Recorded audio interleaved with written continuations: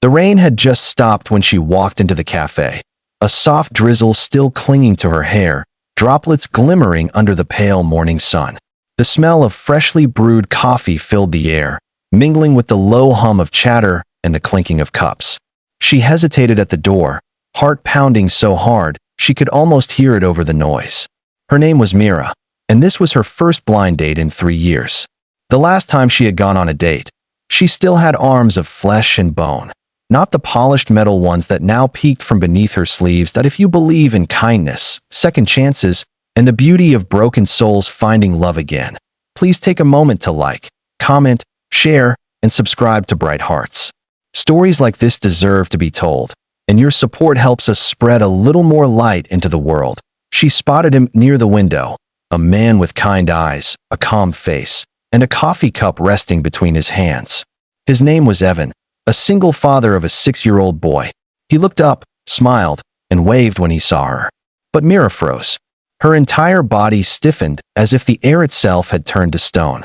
She hadn't told him about the accident, about the fire, about how her life had stopped the moment molten steel claimed both her arms. She didn't want to see that flicker of pity again, the one she saw in everyone's eyes, no matter how hard they tried to hide it. Her instinct was to run, to vanish before he could notice. But as she turned, her prosthetic hand caught the edge of the glass door. The soft mechanical were drawing his attention. Their eyes met.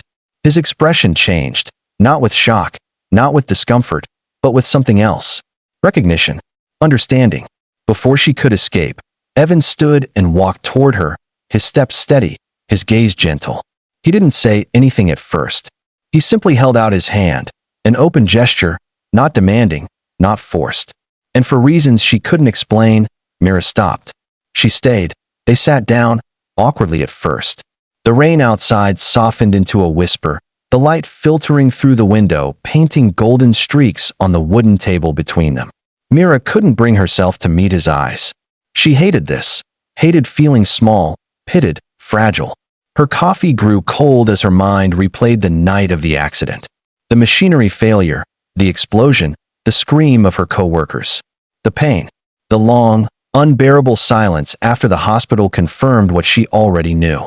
Then came the abandonment, her fiancé, her friends, even her family growing distant, each conversation shorter than the last, until she was left alone with her reflection, staring at the stranger she had become. Evan broke the silence with a quiet laugh. He told her about his son, Leo, how he liked drawing monsters with too many eyes and never remembered where he left his shoes. His voice was soft, warm, like a familiar melody. Mira found herself smiling, even if just barely. When she finally spoke, her voice trembled. She told him the truth. About how she used to work as a mechanical designer. How she loved building things, creating beauty from metal and motion. How that same metal took everything away. And then, with tears barely held back, she whispered the question she had been carrying like a stone in her heart. Do you think I still deserve happiness? For a moment, time seemed to pause. The sound of rain, the chatter of people, even the ticking clock on the wall, everything faded. Evan looked at her for a long while, and then said quietly, I think you deserve happiness more than most people I've ever met. Those words struck something deep within her. Not pity, not empty comfort, but truth, spoken without hesitation, without judgment. She wanted to believe him, but she had forgotten how to end the days that followed. Something unexpected happened. Evan kept in touch. At first, it was small, a message to ask how she was doing, a photo of Leo's latest drawing, a silly joke about burnt toast. Then he invited her to the park. She almost said no, but his gentleness made it hard to refuse. The park was alive that Saturday. Children running, the smell of popcorn and grass, the sun finally warm after days of rain. Mira wore a long-sleeved sweater, trying to hide the mechanical glint of her arms. When she met Leo, the boy grinned up at her with the easy joy of a child unburdened by judgment. He didn't hesitate, didn't stare, didn't ask questions. Instead, he grabbed her hand, her cold, metal hand, and pulled her toward the playground. Come see my fort, he shouted. She followed him, her heart doing strange things she couldn't name. For the first time in years, she laughed. It wasn't forced. It wasn't practiced. It was real. Evan watched from a distance, smiling, his eyes soft with something like pride. Over the next few months, Mira began to change. Slowly, quietly, but undeniably. She started sketching again, not with pencils, but with a special stylus that clipped onto her prosthetic fingers. Her lines were shaky at first, uncertain, but they grew steadier with time. Evan encouraged her at every step, never treating her like she was fragile, but like she was strong, capable of building something new from the ashes. One afternoon, while helping Leo with an art project, Mira caught her reflection in the window. The sunlight danced on the metal of her arms, turning them golden. For the first time, she didn't see something broken.